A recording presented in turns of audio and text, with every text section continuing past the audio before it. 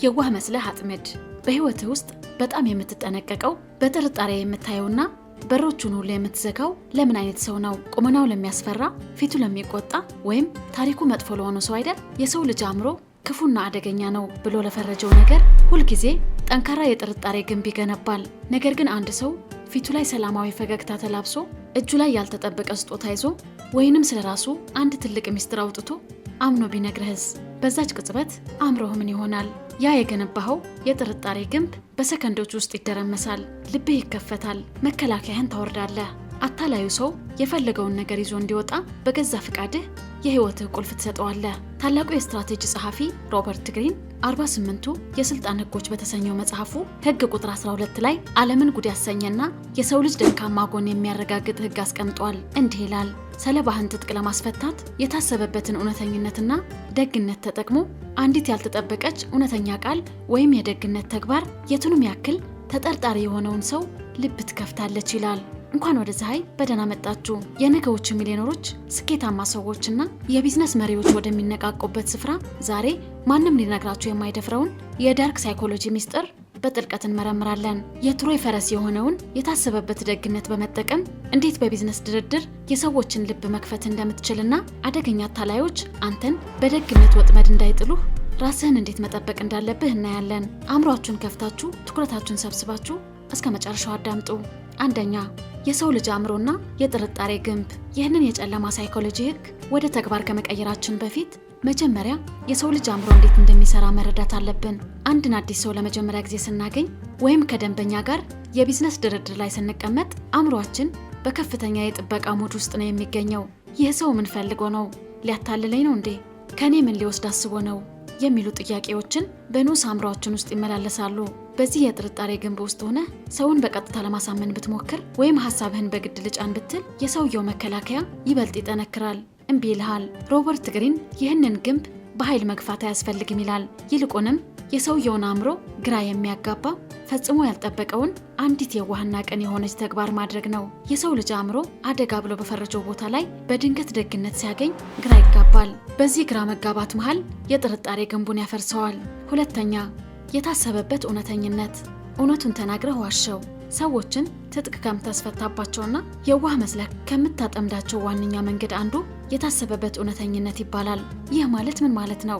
ማንም ሰው የማያውቀውን ወይም ብትነግረው አንተን የሚያስወቅስህን አንድ ትንሽ ስህተትህን ወይም ሚስጥርህን ሆን ብለህ ለሰውየው አውጥተህ ትነግረዋለህ። ለምሳሌ በሽያጭ ድርድር ላይ ሆነህ እውነቱ ልንገርህ፣ ይህኛው ዕቃችን ትንሽ ችግር አለበት፣ ለዚህ ስራ አይሆንም፣ ብትገዛው ትከስራለህ ብለህ ራስህን ዝቅ ታደርጋለህ።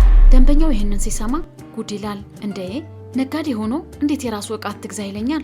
ይህ ሰው እጅግ በጣም እውነተኛ፣ ቅንና ታማኝ መሆን አለበት ብሎ ያስባል። ደንበኛው ላንተ የነበረውን ጥርጣሬ ሙሉ በሙሉ ይሰርዘዋል። ነገር ግን አንተ ያንን ትንሽ እውነት የተናገርከው ከጀርባ እጅግ በጣም ውድ የሆነውን ሌላኛው ዕቃህን ያለምንም ድርድር እንድትሸጥለት የሰውየውን አእምሮ ለማዘጋጀት ነው። አንድን ትንሽ እውነት ተናግረህ ትልቅ ዓላማህን በታማኝነት ካባ ውስጥ ትደብቀዋለህ። ታዋቂው አሜሪካዊ አታላይ ካውንት ቪክቶር ሉስቲንግ የፓሪሱን አይፋል ታወር በመሸጥ የሚታወቀው ሰው ይህንን ህግ በሚገርም ሁኔታ ይጠቀምበት ነበር።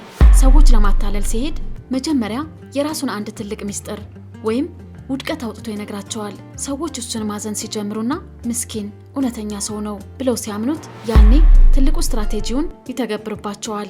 ሶስተኛ፣ ስሌት ያለው ደግነት። የቱሬ ፈረስ ወጥመድ። ከታማኝነት ቀጥሎ የሰዎችን ልብ በቅጽበት ሰብሮ የሚገባው ሌላኛው የዳርክ ሳይኮሎጂ መሳሪያ ያልተጠበቀው ደግነት ወይም ስጦታ መስጠት ነው። የታሪክ መጽሐፍት እንደሚነግሩን ጥንታውያን ግሪኮች የትሮይን ከተማ ለ10 ዓመታት ከበው ማሸነፍ አቅቷቸው ነበር። በመጨረሻም አንድ ስትራቴጂ ነደፉ። ውጊያውን ያቆሙ መስለው እጅግ ግዙፍ የሆነ የእንጨት ፈረስ እንደ ስጦታ ልክ እንደ ሰላም ማሳያ በከተማዋ በር ላይ ትተው ሄዱ። የአትሮይ ሰዎች እሰይ ጠላቶቻችን ተሸንፈው ስጦታ ሰጡን ብለው ፈረሱን በደስታ ወደ ከተማዋ አስገቡት። ነገር ግን በፈረሱ ሆድ ውስጥ የታጠቁ የግሪክ ወታደሮች ተደብቀው ነበር። ሌሊት ከተማዋ ስትተኛ ወታደሮቹ ወጥተው የትሮይን ከተማ እንዳልነበረች አድርገው አጠፏት። በቢዝነስ በፖለቲካና በህይወት ውስጥ ስጦታ ወይም ያልተጠበቀ ደግነት ልክ እንደ ትሮይስ ፈረስ ነው። አንድ ሰው ምንም ለማያገኝበት ነገር በድንገት ውድ ስጦታ ሲሰጥህ ወይም ትልቅ ውለታ ሲውልልህ የሰው ልጅ የስነ ልቦና ህግ ወዲያውኑ ይሰራል። አእምሮህ ውለታ መመለስ አለብኝ ብሎ ዕዳ ውስጥ ይገባል። ያ ያልጠበቅከው ደግነት ዓይንህን ያሳውረዋል። ቀጥሎ ያ ሰው ትልቅ ጥያቄ ይዞ ሲመጣ ወይንም የቢዝነስህን 50% ስጠኝ ሲልህ እምቢ ለማለት አቅም ታጣለህ። ሮበርት ግሪን እንደሚለው አንድ ጊዜ የተደረገች የደግነት ተግባር ከዚያ በኋላ ለሚመጡ 100 ማታለያዎች አይንን ታሳውራለች። አራተኛ የመጀመሪያው አመለካከት ወይም ፈረስት ኢምፕሬሽን እና የደግነት ጊዜ። ይህ ህግ የሚሰራው መቼ ነው? ሮበርት ግሪን አንድ ትልቅ ማስጠንቀቂያ ይሰጠናል። ይህንን የዋህ የመምሰልና የደግነት ጥበብ መጠቀም ያለብህ ገና ሰዎቹን ስትተዋወቃቸው በመጀመሪያው ግንኙነት ነው ይላል። አንድ ሰው ለረጅም ጊዜ ስትበድለው፣ ስታታልለውና ክፉ ስትሆንበት ቆይተህ በድንገት አንድ ቀን አበባ ብትገዛለት ወይም እውነቱን ብትነግረው ሰውየው አያምንህም። ይልቁንም ይህ ሰው ዛሬ ምን ፈልጎ ነው ደግ የሆነው? ምን አዲስ ተንኮል አስቦ ነው ብሎ ጥርጣሬውን በ100 እጥፍ ይጨምረዋል። ስለዚህ ሰውን ትጥቅ ማስፈታት ከፈለክ ገና ከመጀመሪያው ቀን ጀምሮ ራስህን እንደ እውነተኛ ቅንና ምስኪን አድርገህ መሳል አለብህ። የመጀመሪያው አመለካከት አእምሮ ውስጥ ከተተከለ በኋላ ላይ የምታደርጋቸው ስህተቶች እንኳን ሰዎች አይ እሱ እኮ ምስኪን ነው ሳያውቅ ነው ብለው ምክንያት ይፈልጉልሃል። የዋህነትህ እንደ ጋሻ ተጠቀምበት። አምስተኛ ራስህን የመከላከል ጥበብ how to protect yourself።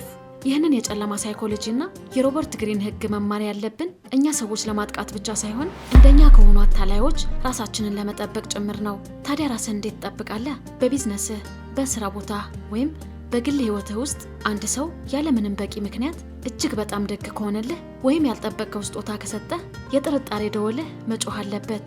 ይህ ሰው ከኔ ምን ፈልጎ ነው? ከዚህ ስጦታ ጀርባ የተደበቀው የትሮይስ ፈረስ ምንድን ነው ብለህ ራስህን መጠየቅ አለብህ።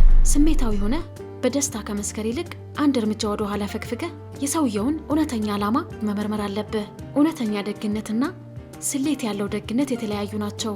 አሸናፊዎቹ ማንም ሰው የእነሱን ስሜት ተጠቅሞ በነፃ እንዲያጠምዳቸው አይፈቅድም።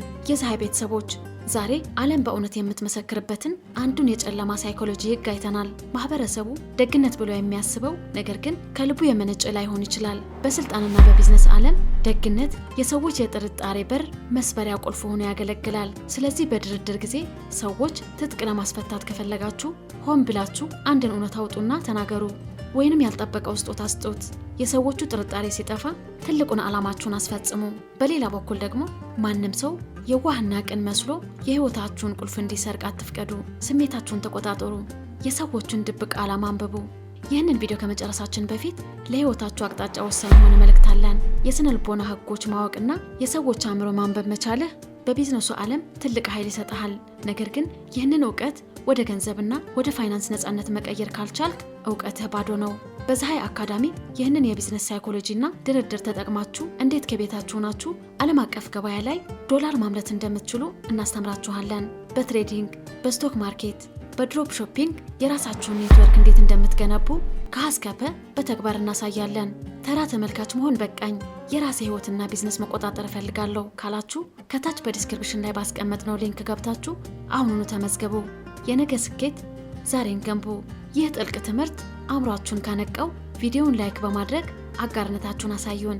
ይህንን ድንቅ ትምህርት ራሳቸውን መጠበቅ ለሚገባቸው ወዳጆቻችሁ ሼር አድርጉላቸው። አዳዲስ የቢዝነስ የፋይናንስና የአስተሳሰብ ትምህርቶችን በየሳምንቱ ለማግኘት ፀሐይ ቻናላችንን ሰብስክራይብ ያድርጉ። በቀጣይ ማንም በማይነግራችሁ በሌላ ጥልቅ ትምህርት እስክንገናኝ ሰላም። አቅምህን ገንባ፣ ነፃነትህን አውጅ።